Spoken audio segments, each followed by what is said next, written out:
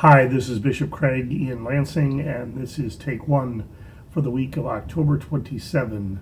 Peace be with you. I continue to be grateful for the educational opportunities that our Synod offers. Saturday, I participated in a church music day put together by Prince of Peace in Portage for our Synod. It was a really, really good day. Nice to spend several hours with people singing. What a good gift. This week on Tuesday, Pastor David and Pastor Roseanne will be leading boundary training for rostered ministers. Rostered ministers are expected to participate in boundary training every 3 years. We are really blessed that both David and Roseanne are trained to do this because we're able to do it at a very low cost to rostered ministers. I think they have to pay for lunch. And we get to do it on the territory of our synod, and we get to do it twice a year. In other synods, it's once a year, and everybody's expected to come, and you pay for the training. So we are really blessed. So I'm grateful for that. On Saturday, we kick off our Revive program. This is something that Pastor Sprang and the Revive team have worked really, really hard on. This is vitality training for congregations. And we will have our launch with our first, I believe it is 7 congregations. I'm excited because I get to write a Bible study for it. And while I don't get to teach the Bible study, which is fine, it's always fun to write something and see how it works out. So Revive is on Saturday. So I hope you will pray for the congregations that are in that program, and if you have not done so as a congregation, consider whether you as a congregation are ready to learn the skills that the ELCA has determined make for a vital congregation. But the thing I really want to talk to you about today is a program we are offering a week from this coming Sunday, which would be, I think, on Sunday the 10th. That's right, Sunday the 10th, and it's called the Generosity Project. And the 2 questions that I get asked in congregations are, first, how do we involve kids more in the life of our congregation, and what can we do about, and the second question is, what can we do about stewardship? And the answer, something to get you going, is the Generosity Project. Generosity Project is an intergenerational method of teaching and sharing that helps us to talk about stewardship, money, and giving.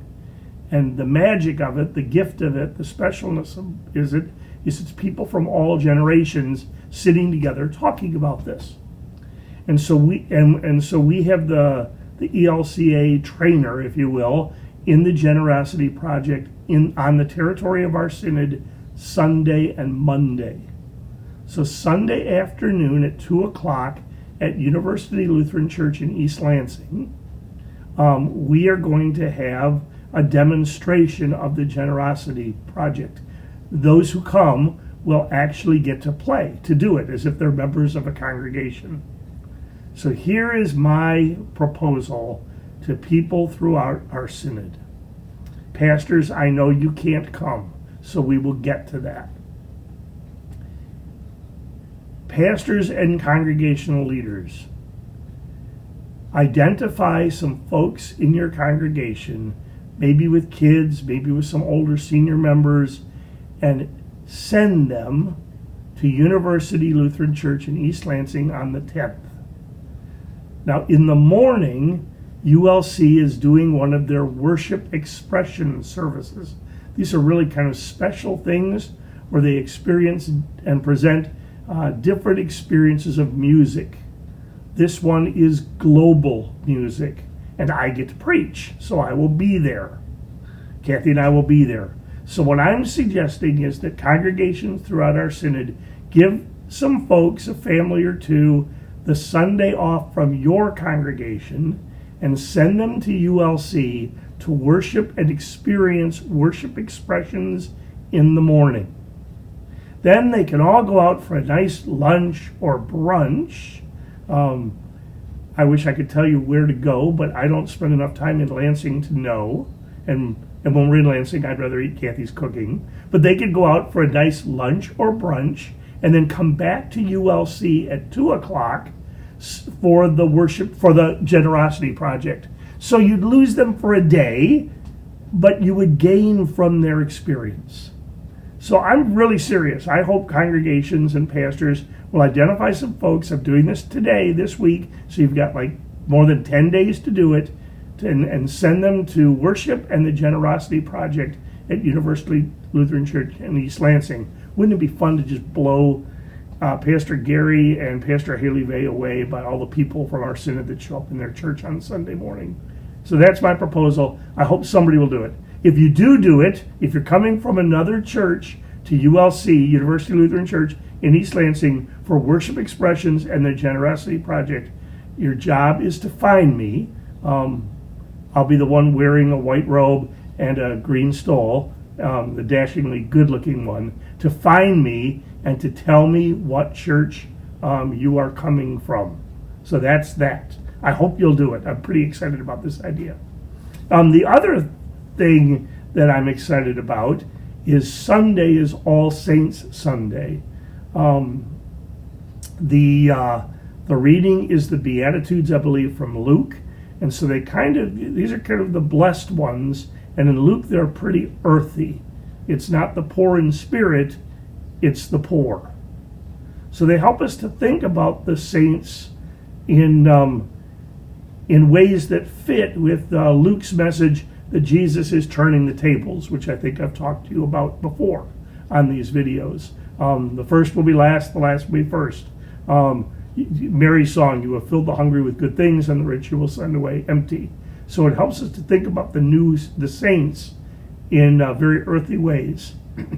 The reason I love All Saints Day is because it really is the church's opportunity to, if you will, publicly grieve. We don't do that well as Americans.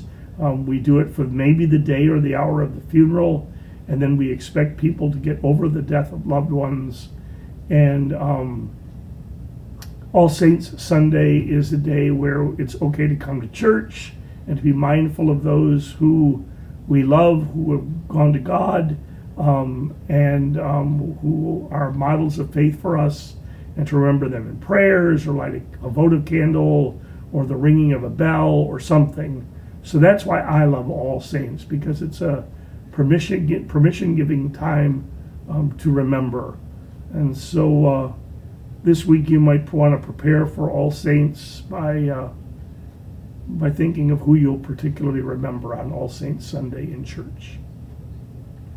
The Synod staff and the Synod will be having a very special All Saints Sunday, because we will have 3 installations on one day, which is pretty remarkable. Pastor David Sprang will be installing Pastor Nan Danke as the pastor of Prince of Peace in Rose City. Pastor Roseanne Anderson will be installing Pastor Bill Huther as the pastor of St. Peter Lutheran Church in Unionville. And I am privileged to install Pastor Kate Schrader as the pastor of Emmanuel Lutheran Church in Jackson. So 3 installations. I would invite you, if you're looking for something to do on All Saints Day, I think 2 of the services at least are in the afternoon. I know the one in Jackson is, and I'm pretty sure the one in Rose City is. If you're looking for something to do, you want to be gathered with the saints, you want to welcome new pastors to your part of the synod, please check out one of the installation services and join us. These are joyous times. So lots happening this week in terms of things to either come to, like the service of installation on All Saints Day, or to prepare for, like coming to the Generosity Project and worship. Oh, I forgot to say, if you're a pastor and you want to learn about the Generosity Project, on Monday, which would be the 11th of November, Monday the 11th, in the Lansing office at St. Stephen, the trainer from the ELC will be there and will teach about the Generosity Project. So if you're a pastor and want to learn about this and can't come Sunday afternoon, there's an opportunity on Monday. For that one, I think we need you to call, well, both of these, please call the Synod office and let us know you're coming, so we have enough materials. And on Monday, I think there's a lunch, so we have enough food. So lots to prepare for in the coming 2 weeks. Thursday is Halloween. Halloween's a great holiday. I'm really excited as I see and hear about the way churches are providing welcoming and safe and fun ways for kids to celebrate Halloween. It is a totally different experience than when I was growing up, and at 6 o'clock it's almost like they let you run when you reached a certain age. I don't know that happens or can happen much anymore. So I really appreciate the way congregations are finding ways to celebrate Halloween in a very real way. You are preserving kids' childhoods. So I thank you for that. So that is take one for the week of October 27. I do ask your prayers if you see this before Monday or before Tuesday, because on Monday, as I told you last week, I'm giving a pretty big lecture at the University of Notre Dame, and I hope it goes well. Peace be with you.